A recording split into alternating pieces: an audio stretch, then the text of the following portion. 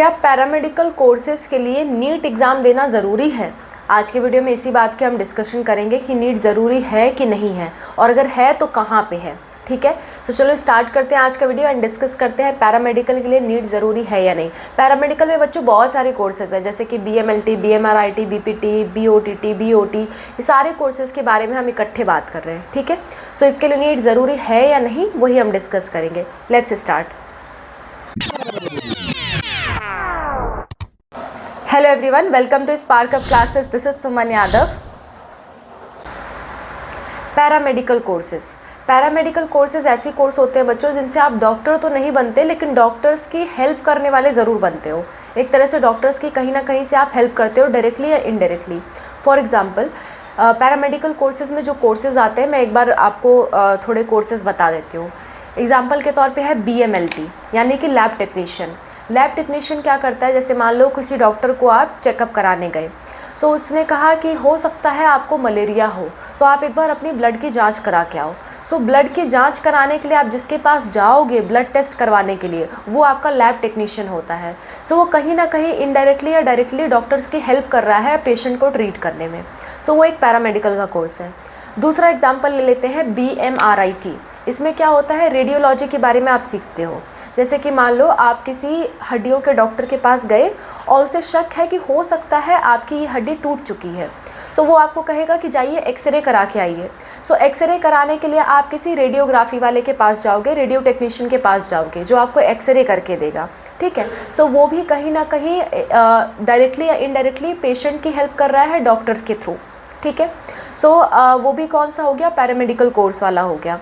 Other example ले लेते हैं BOTT, यानी कि bachelor in operation theatre technology. Operation theatre में सिर्फ डॉक्टर नहीं होता, डॉक्टर के साथ साथ नर्स होती हैं, और उस डॉक्टर के साथ कुछ और हेल्पर्स भी होते हैं जो ऑपरेशन थिएटर में उसकी हेल्प करते हैं डॉक्टर की। सो वो होते हैं BOTT वाले। ठीक है, वो भी एक तरह का पैरामेडिकल कोर्स है। वो डॉक्टर्स नहीं है पर डॉक्टर के हेल्पर्स हैं। नेक्स्ट है आपका एक और एग्जाम्पल मैं आपको बता देती हूँ, जैसे कि हो गया आपका बी फार्मा में क्या होता है कि फार्मेसी वाले, यानी कि दवाइयाँ देने वाले। जैसे कि मान लो आप डॉक्टर से जांच करा के आए, ठीक है, सो डॉक्टर ने कहा कि ये दवाइयाँ आप ले लो। उसने एक पर्ची पे लिख के दे दिया कि ये दवाइयाँ आप लो और इतने इतने टाइम तक लो, आपका बीमारी ठीक हो जाएगा। सो दवा लेने के लिए आप कहाँ जाते हो, मेडिकल शॉप पे जाते हो। ठीक है, मेडिकल शॉप पे जाओगे तो वहाँ जो मेडिकल शॉप में बैठा होगा, या तो उसने B फार्मा कर रखा है या D फार्मा कर रखा है, उसने भी पैरामेडिकल कोर्स कर रखा है। दवाओं की शॉप ऐसे नहीं होती है कि कोई किराना स्टोर है या कोई मॉल है या कोई कपड़े की दुकान है, आप खोल लिए, आपको कोई डिग्री की ज़रूरत नहीं है। दवाइयों की शॉप खोलने के लिए आपको डिग्री की ज़रूरत होती है। B फार्मा या D फार्मा आपको करना ही पड़ता है, तभी आप मेडिकल शॉप खोल सकते हो, अदरवाइज़ नहीं खोल सकते दवाओं की दुकान। सो वो भी आपका क्या है, वो भी पैरामेडिकल कोर्स है। इसी तरह के सारे पैरामेडिकल कोर्सेज होते हैं जो कि डॉक्टर्स की डायरेक्टली या इनडायरेक्टली हेल्प कर रहे हैं पेशेंट को ट्रीट करने में। क्लियर, इससे आप डॉक्टर नहीं बनते लेकिन फिर भी अच्छा खासा कमाते हो। अब बात करते हैं इसके लिए नीट देना ज़रूरी है कि नहीं। तो बच्चों, नीट देना कोई ज़रूरी नहीं है, इसके लिए बहुत सारे एग्ज़ाम्स होते हैं। अगर आप नीट के थ्रू एडमिशन लेना चाहते हो तो आपको B फार्मा में एडमिशन मिलता है। नीट के थ्रू B फार्मा के कौन कौन से कॉलेजेस हैं वो मैंने इस वीडियो में बता दिए हैं।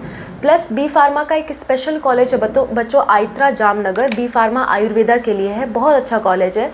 आप उसके लिए ये वीडियो देख सकते हो, दोनों ही वीडियो का लिंक आपको लास्ट में मिल जाएगा। ठीक है, सो B फार्मा नीट के थ्रू होता है, प्लस आपका B फार्मा आयुर्वेदा भी होता है। लेकिन बाकी सारे जो कोर्सेज हैं वो बहुत पहले होते थे लेकिन अब नहीं हो रहे हैं। ठीक है, अब नीट के अंडर में नहीं आ रहे हैं वो सारे कोर्सेज, जैसे कि मैंने BMLT, BMRIT, BOTT, ठीक है, BPT, ये सब नीट के अंतर्गत नहीं आ रहे हैं।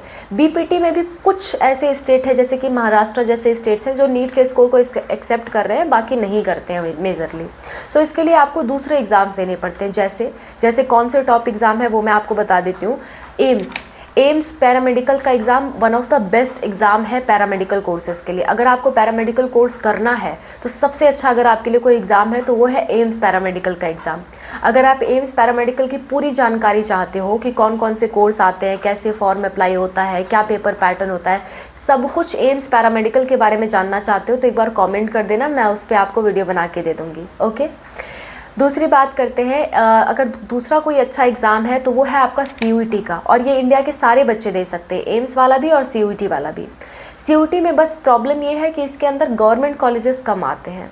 ठीक है, इसके बाद आपके लिए जो सबसे बेस्ट एग्ज़ाम रहेगा वो रहेगा आपके अपने स्टेट का पैरामेडिकल एग्ज़ाम। जैसे अगर मैं यूपी की बात करूँ तो यूपी में सीपेट का एग्ज़ाम होता है। सीपेट का एग्ज़ाम किस लिए होता है? पैरामेडिकल कोर्सेज़ की। और इसके अंदर इतने सारे कॉलेजेस हैं, यूपी के लगभग सभी कॉलेजेस जो है वो सीपेट के अंतर्गत आ जाते हैं। सीपेट की भी आपको डिटेल्स चाहिए 2025 के लिए, तो उसके लिए भी आप कमेंट करना, उस पर भी आपको वीडियो मिल जाएगी। नेक्स्ट बात करते हैं हम लोग इसके अलावा, अगर मैं बिहार की बात करूं तो बिहार में BCE एग्ज़ाम होता है, वो भी बिहार के लिए सबसे अच्छा एग्ज़ाम है पैरामेडिकल्स के लिए। ऐसे ही झारखंड के लिए JCE एग्ज़ाम होता है। हर स्टेट का अपना खुद का एग्ज़ाम होता है, लगभग हर स्टेट का होता है। स्टेट वाइज भी अगर आपको एग्ज़ाम्स का नाम जानना है तो उसके लिए भी आप कमेंट कर सकते हो, हम लोग उस पर भी वीडियो बना देंगे। फ़िलहाल हम लोग 2025 के लिए हम लोगों ने वीडियो बनाना स्टार्ट कर दिया है कि 2025 में अगर आप कोई एग्ज़ाम देने वाले हो सो आपको किन किन एग्ज़ाम के बारे में जानना ज़रूरी है। सो आप हमारी 2025 वाली प्लेलिस्ट और medical courses and career scope वाली प्लेलिस्ट ज़रूर सेव करके रखें। अगर आप 2025 में एग्ज़ाम्स को टारगेट कर रहे हो, मेडिकल एग्ज़ाम्स को, ये दोनों प्लेलिस्ट आपकी काफ़ी हेल्प करेंगी। दोनों ही प्लेलिस्ट का लिंक आपको डिस्क्रिप्शन में मिल जाएगा, ठीक है। अच्छा, और BSc नर्सिंग एंड पैरामेडिकल पे भी हम लोग जल्दी प्लेलिस्ट बनाने वाले हैं 2025 के लिए, उसको भी आप सेव करके रख सकते हो। ये आपके पूरे साल बहुत काम आएंगी, ठीक है। आगे बात कर लेते हैं। पैरामेडिकल के और भी बहुत सारे एग्ज़ाम हैं बच्चों, RUHS है, PGI MAR है, ठीक है, और आपके स्टेट के बहुत सारे एग्ज़ाम्स हैं, PNST एग्ज़ाम्स है, ऐसे बहुत सारे एग्ज़ाम्स हैं आपके पैरामेडिकल के लिए। सो हमारा प्रश्न ये था क्या नीट ज़रूरी है? तो बच्चों नीट कहीं भी ज़रूरी नहीं है। ऐसा नहीं है कि आप नीट क्वालिफाई होगे तभी ये सब एग्ज़ाम दे सकते हो, ऐसा कुछ भी नहीं है। नीट, अगर आप नीट दे रहे हो तो B फार्मा में एडमिशन पा जाओगे, जो कि मैंने कॉलेजेस और आइत्रा जामनगर के बारे में बताया। और अगर आपको और कोर्सेज़ कर रहे हैं तो आपको अपने स्टेट का पैरामेडिकल एग्ज़ाम देना होगा, या एम्स का दे सकते हो या CUET का दे सकते हो। इन सबको देने के लिए नीट की कोई ज़रूरत नहीं है, आपके साथ कोई ज़बरदस्ती नहीं है कि नीट दोगे तभी ये एग्ज़ाम दे पाओगे, ऐसा बिल्कुल भी नहीं है। ऐसे बहुत सारे कमेंट्स आए थे, इसलिए मैं इस चीज़ क्लैरिफाई कर रही हूँ, ओके। सो ये सारे कोर्सेज़ है बच्चों। हर एक कोर्स के बारे में जो भी मैंने कोर्स का यहाँ नाम लिया है, जैसे कि BPT, BMLT, BASLP, BMRIT, BOTT, इन सब की डिटेल पे भी मैंने वीडियो बना रखी है। हमारी जो कोर्सेज़ एंड करियर स्कोप वाली प्लेलिस्ट है ना, उसमें मैंने इन सब कोर्सेज़ की डिटेल्स बता रखी है बच्चों। उस प्लेलिस्ट को एक बार देखो और डिसाइड करो आपको कौन सा करना है, आप क्या करना चाहते हो और कौन सा एग्ज़ाम आपको देना है।